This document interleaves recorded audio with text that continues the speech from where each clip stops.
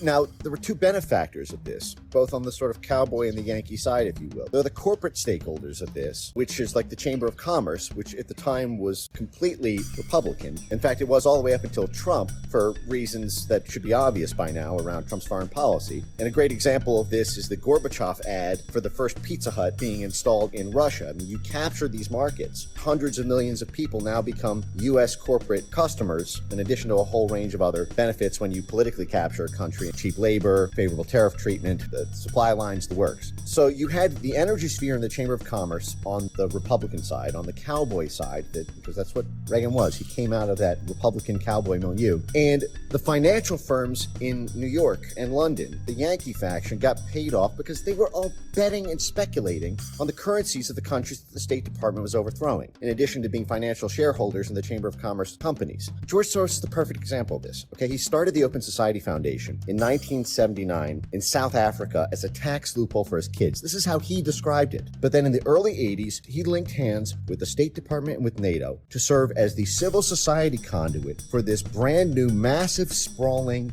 overt CIA that the National Endowment for Democracy and USAID and the State Department was doing. So the Open Society Foundation set up its little satellites all over Central and Eastern Europe under protection of the Reagan State Department. So you had this Cowboy-Yankee alliance to topple the governments from Germany all the way eastward, bring them in the orbit of the U.S. empire. And I'm not even casting judgment on this. I'm not even saying it's a bad thing, but it is what it is.